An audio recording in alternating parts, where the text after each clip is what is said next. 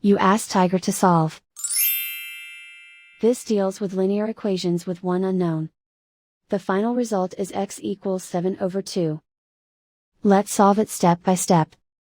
Simplify the expression. Expand the parentheses.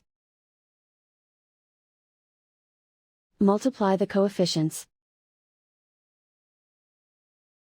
Simplify the arithmetic.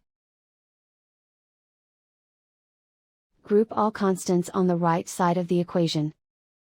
Add 18 to both sides. Simplify the arithmetic.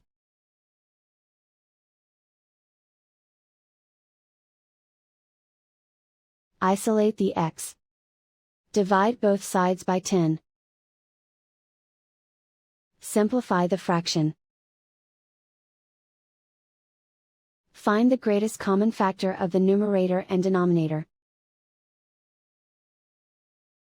Factor out and cancel the greatest common factor.